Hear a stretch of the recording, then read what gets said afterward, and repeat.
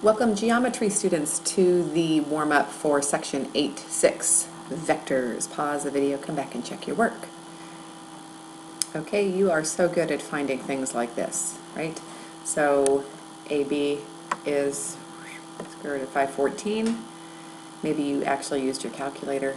AB and number 2 is 4 times the square root of 5, which would be what, a little over 8, 9. And now we're practicing with our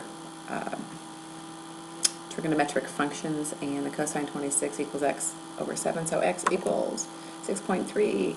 Number 4, y equals 3.1. Number 5, p, the 38 degrees, right?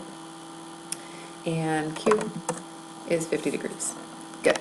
Okay, so today's objectives are to find the magnitude and direction of a vector and to use vectors and vector addition to solve real-world problems.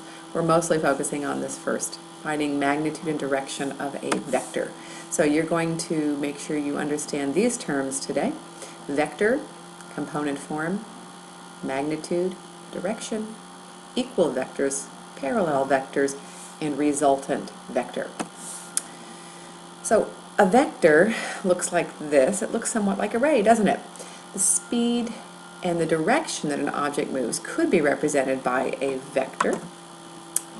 A vector is a quantity that has both length and direction. So you can think of a vector as a directed line. So the vector below could be named AB with a little vector on top. See that? A vector looks like, it almost looks like the symbol for ray, but just with a single part of the arrow on top of it, right? Or we could call it vector V this way. There's an initial point and a point where it ends, the terminal point. We can also name a vector using some math, right? Component form. So component form is like this. Here's the model of component form. Okay, so we have, rather than parentheses, we have these which look like less than or greater than signs. Inside it looks like a point. It is not a point. But a vector lists the horizontal change and the vertical change from the initial point to the terminal point. So the component form for this vector CD is 2, 3. So there's a change of 2 and a change of 3. This does not tell us where the vector lies on a coordinate plane. So let's try writing the vector in component form. Maybe you could pause the video and try this. Come on back. Good, so the horizontal change from H to G is -3, right? And the vertical change from H to G is positive, isn't it? Positive 5 units. So the component form of vector HG is -3, 5. Now in example 1b, rather than looking at a drawing of the vector, we're receiving information about the vector in these given points. We have the initial, what are we calling it? The initial point of -8, 1, M is the initial point, right? And the terminating at 2, -7. So we want to write the vector in component form, so we're again looking for the change from -8 to 2 and the change from 1 to -7. So what we do is we just subtract the coordinates, right, of the initial point from the coordinates of the terminal point, and this change is a positive, isn't it? A positive 10. They're substituting, and we have a positive 10, right? And in the y direction, we're going from 1, looking for the change, right?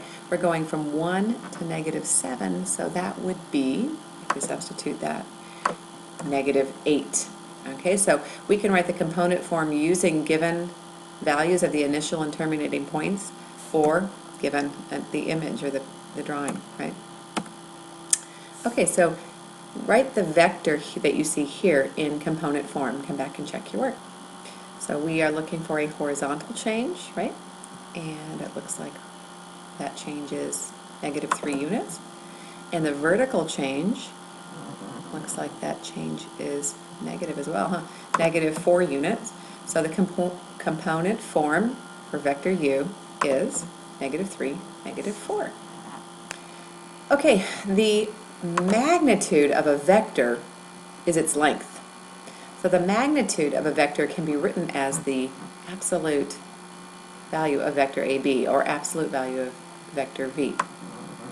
Okay, so when a vector is used to represent speed, and it often is, in a given direction, the magnitude of the vector equals the speed. For example, if a vector represents the course a kayaker paddles, the magnitude of the vector is the kayaker's speed.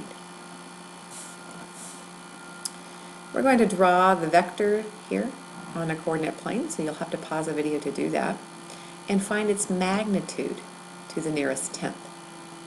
Now when we draw this, you may begin with the point of origin, right? Because we don't know where this vector lies on the plane. So all we know is that we have a change in x of -1 and a change in y of 5. So go ahead, pause the video, try it, come back.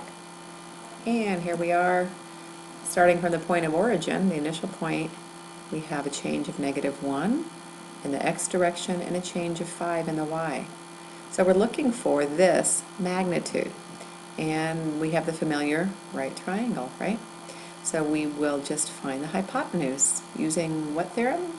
Good job, Pythagorean theorem. So when we do, go ahead, pause the video, come back and let me know. You can write your answer to the nearest tenth, okay? Okay, so the drawing is here, you did that. We have the distance formula, right? Pythagorean theorem. So when we use that, we can substitute the change in each direction and square it. And so we end up with the square root of 26, right? Which is just a little more than the square root of 25. And our answer to the tenths is 5.1. Very good. Okay, pause the video and come back and check your answer, finding the magnitude of this vector. Okay, once again, we can start from the point of origin. You could start elsewhere, but it's handy, right? And we have traveled -3 in the x direction, +1, we have our little right triangle, and so we have 3 squared plus 1 squared, which would give us what? 10, right? Square root of 10. And so, I don't know if you used a calculator, square root of 10 is just a little bit more than the square root of 9, right? And so we end up with 3.2. Very good. It's our magnitude. So now we're looking at the angle that the vector makes from a horizontal line. The angle that it makes is known as the direction of the vector, and this is measured from the positive x-axis. So if we imagine that the initial point is at point 0, 0, the point of origin, coming straight to the right would give us a 0 degree, right? 0 degree vector. And so we're moving counterclockwise from the x-axis to form this direction for vector AB. In this case, the direction is 60 degrees. Okay? Looking down here, there's another way that we could describe the direction. The second way would be using our compass directions.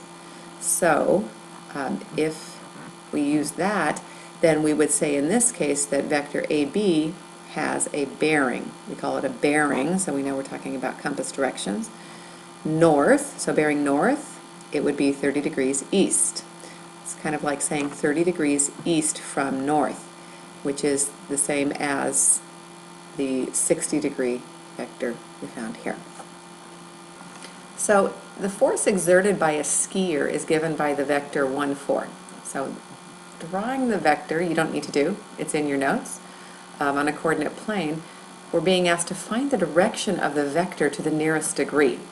Okay, so here we have this vector, and we can see that it has a change in the x of 1, change in the y of 4, right? So we could find the length of AB, but that's not the question. We're being asked instead to find the direction. So we're being asked to find this angle A of the given right triangle here, ABC.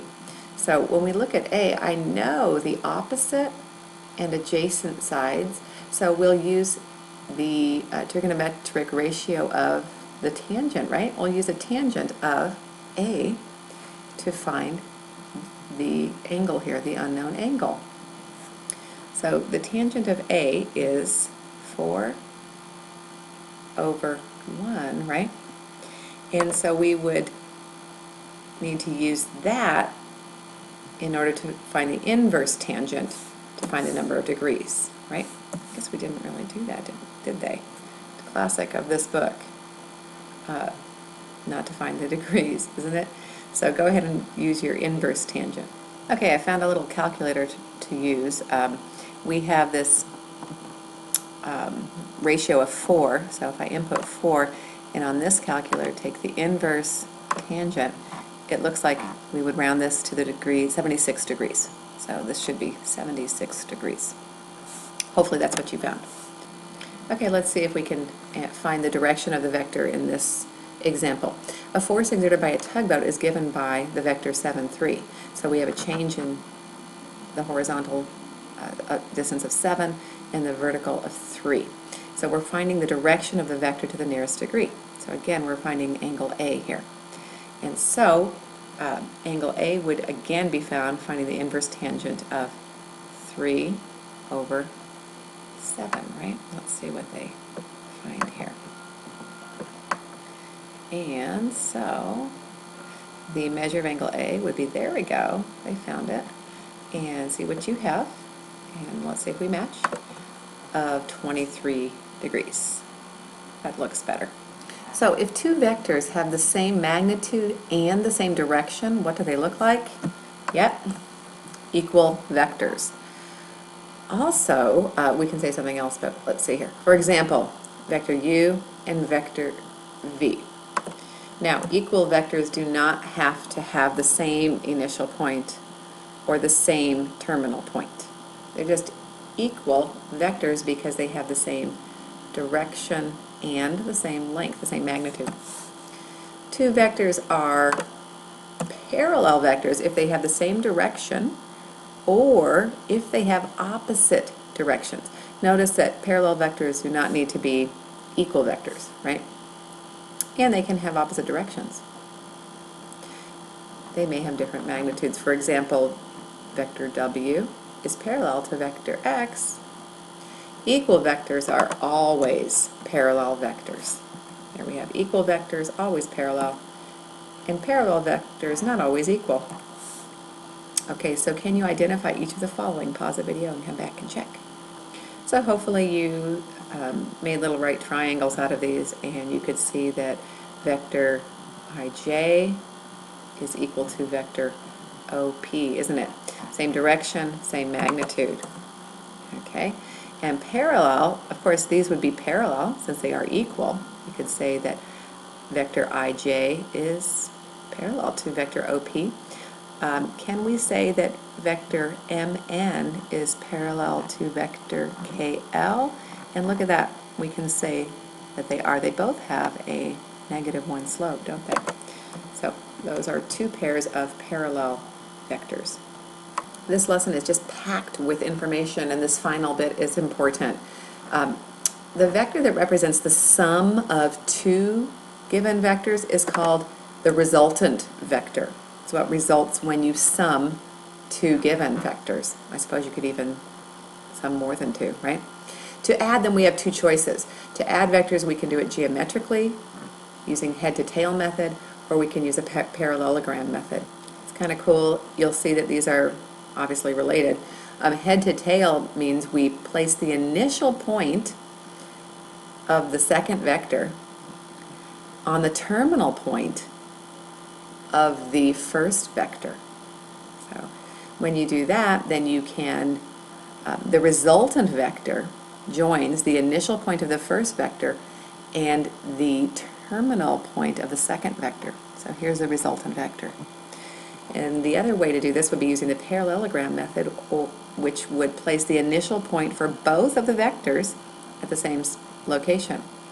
So when we have the initial vector u and v, we create a parallelogram by adding a copy of those vectors at the terminal points. So just the angle V, or vector V again, and vector U. And here we have a resultant vector, which is